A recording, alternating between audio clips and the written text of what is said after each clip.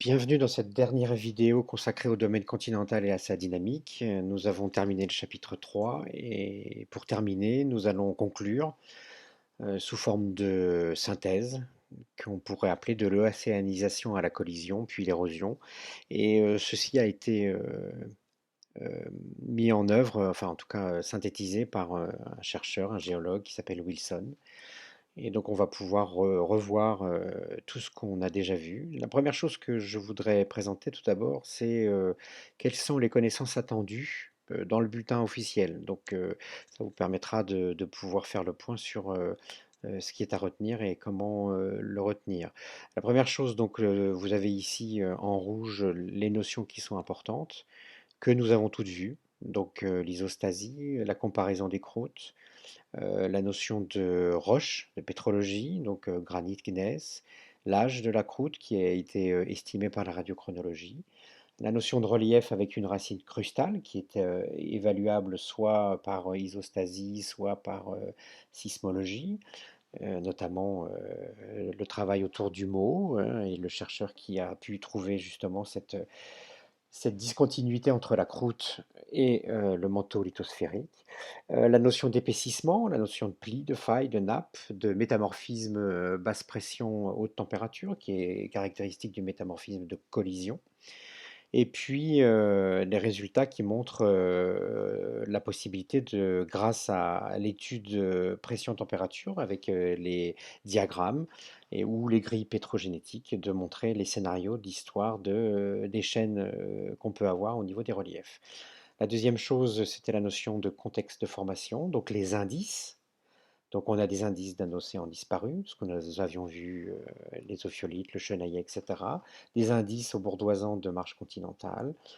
Et puis la notion de nappe qui a déjà été vue dans l'autre chapitre, mais disons que qui revient ici sous la forme de subduction. Et cette subduction provoque une transformation minéralogique à grande profondeur, donc un métamorphisme de haute pression, température basse ou moyenne.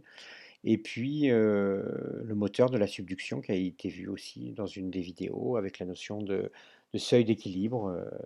à un moment donné où la densité de la lithosphère océanique devient plus importante que la densité de la sténosphère et avec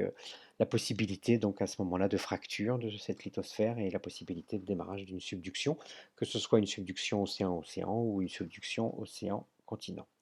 Enfin, pour terminer les deux dernières thématiques, c'est qu'au niveau d'une zone de subduction, il y a production de matériel continental, ce qu'on appelle l'accrétion continentale, avec des volcans spécifiques qui sont sous forme explosive, avec des laves qui sont plutôt riches et puis aussi des roches plutoniques qui sont plutôt riches en minéraux hydroxylés, donc provenant de la lithosphère subduite, qui libère progressivement de l'eau, comme nous l'avons vu. L'eau qui s'était accumulée depuis le début, la formation des gabbros et des basaltes au niveau de la dorsale, qui s'était accumulée durant l'expansion océanique, va être libérée au niveau de la subduction. Et puis la disparition des reliefs qui fait partie de la dernière vidéo dans laquelle on a une altération, une érosion qui vont progressivement détruire les roches les unes après les autres, hein. C'est pour ça que on se rappelle bien qu'au niveau des reliefs, on a aussi beaucoup de roches sédimentaires, hein, puisqu'on a beaucoup d'ophiolites, beaucoup de nappes, donc beaucoup de matériel océanique et donc beaucoup de sédiments qui vont être donc altérés, comme le calcaire, ou d'autres roches comme le granit, et qui vont aussi progressivement être altérés. Et donc on a un phénomène de recyclage et puis de réajustement isostatique aussi, qui va faire que les reliefs vont être au début permanent rehaussés jusqu'à une érosion totale. Et donc on a un recyclage, et c'est pour ça que depuis environ 1,5 à 2 milliards d'années. La croûte continentale est relativement stable en termes de production. On est plutôt dans un recyclage avec érosion et reproduction au travers de la subduction et des collisions. Donc le scénario type de la formation des chaînes de montagne, on va aller très vite, avec une naissance des océans, un rifting, puis un certain stade de la croûte océanique qui après s'être installée, va devenir de plus en plus lourde, de plus en plus épaisse, et puis la production d'une marche passive de chaque côté des bords de cet océan. On revoit ça de manière plus concrète et en parlant de la Pangée, puisque la Pangée c'est le dernier méga continent qui existait avant l'ouverture et la production de tous les continents qu'on a aujourd'hui. Donc on avait un stade Pangée, donc avec un continent unique, et puis donc cette fracturation, ce stade du rifting avec des marges qui sont au départ actives avec des blocs basculés, puis la production d'une croûte océanique, d'une lithosphère océanique, à partir de 140 millions d'années avant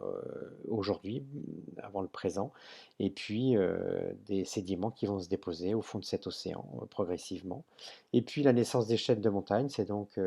la fracture de la lithosphère océanique, le début de la subduction, et puis au moment de la collision, les nappes de charriage, et puis in fine la destruction de ces chaînes de montagne, comme on le voit dans le Massif central et en Armorique, avec une pénéplaine à la fin de chaînes anciennes, puisque le, le niveau des reliefs est beaucoup plus bas. Avec aussi d'autres phénomènes qui sont des failles normales, des failles décrochantes transformantes. On a des phénomènes divers et variés, mais qui ne sont pas à étudier ici. Donc voilà en dessin l'autre moment qui est la fermeture de l'océan et la collision, donc avec un stade de compression et puis un stade de subduction-collision. Donc en tout cas avec des nappes et puis des écailles. On retrouve encore les marches passives qui se retrouvent sous forme de restes de traces. Et puis cette racine crustale qui est liée à l'empilement des nappes et des écailles de croûte et de couches de roches superficielles. Ici, un petit schéma aussi qui rappelle les différents modes d'accrétion continentale, avec une accrétion de type explosif, avec du magma ou du pluton. Et puis, donc ça c'est le principal moteur de production de magmatisme, donc lié à la subduction, avec un magma qui est produit grâce à la déshydratation de la plaque subduite qui va enrichir le manteau de la plaque chevauchante et euh, faire dévier le solidus des péridotites vers 800 degrés, donc qui va permettre la fusion partielle du manteau lithosphérique. Et puis cette deuxième partie qui est aussi la production de granitoïdes, notamment des granites d'anatexie, des gneiss, etc., du fait de l'empilement des roches les unes par-dessus les autres et la possibilité d'avoir un métamorphisme plutôt de haute température. Ici, c'est un schéma qu'il faut savoir refaire. Je l'ai récupéré dans un manuel. C'est un schéma très important où il faut pouvoir mettre l'ensemble des éléments, c'est-à-dire à la fois la notion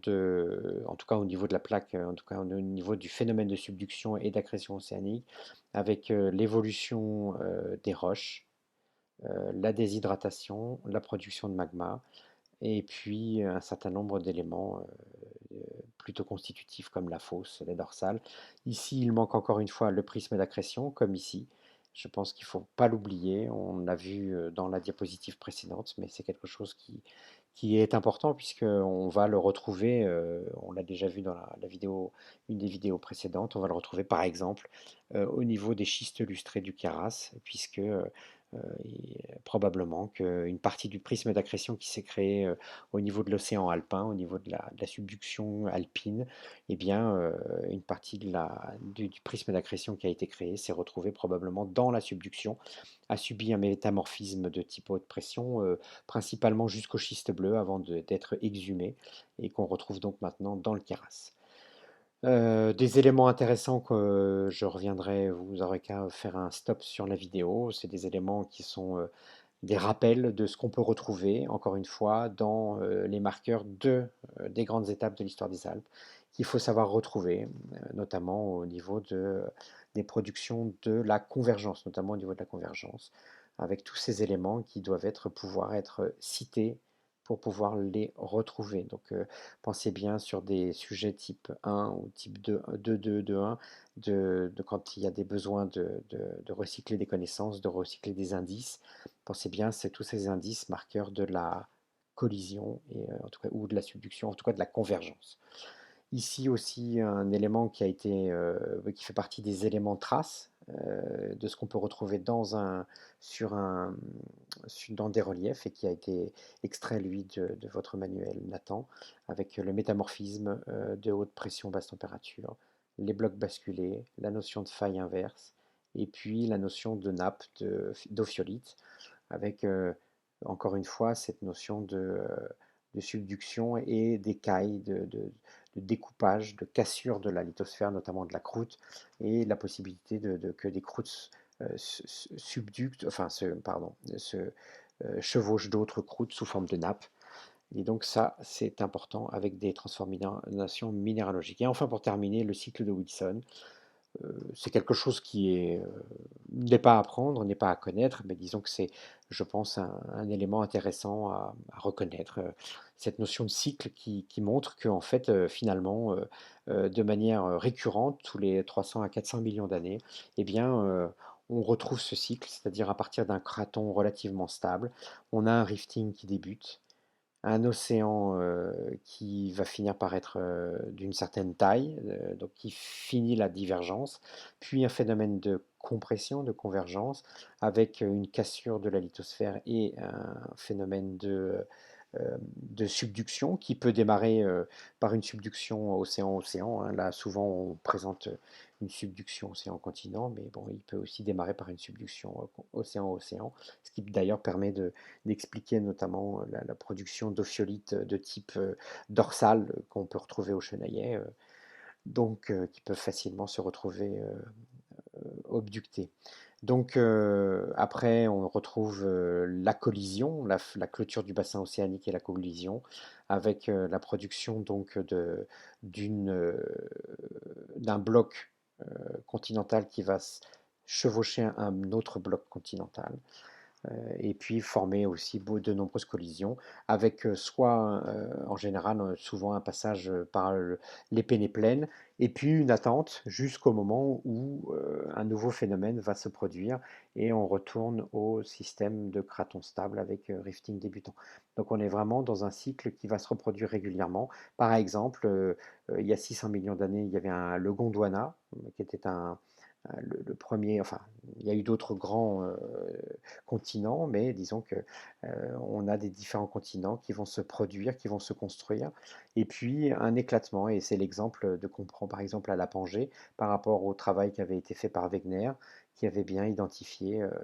que ce soit au niveau pétrologique, au niveau des ressources type charbon, et au niveau même botanique, au niveau des faunes, des flores, d'avoir identifié des zones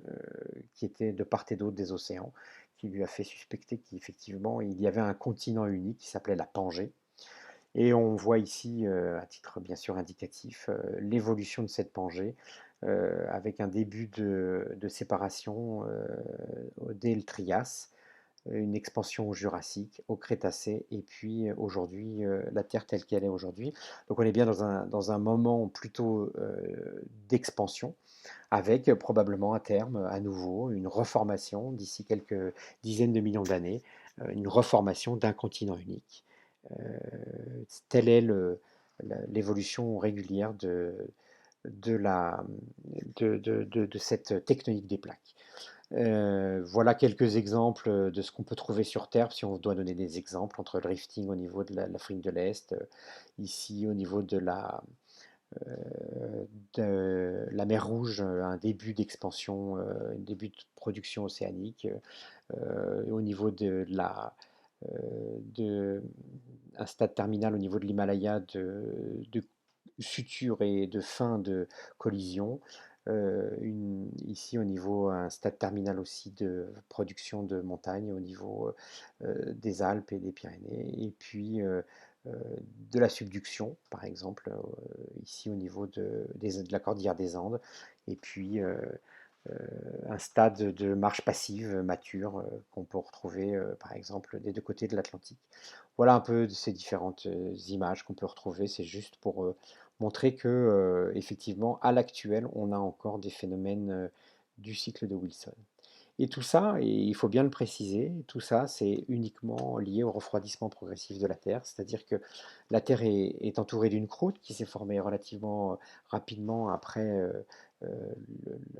la formation de la Terre, qui s'est refroidie avec un premier élément probablement de croûte océanique, de type océanique, avec des basaltes, avec une croûte qui s'est formée au début, et puis derrière, la nécessité pour la Terre de continuer à évacuer sa chaleur et donc de produire des roches et de la tectonique des plaques par convection, par nécessité de relarguer toute cette chaleur qui est interne.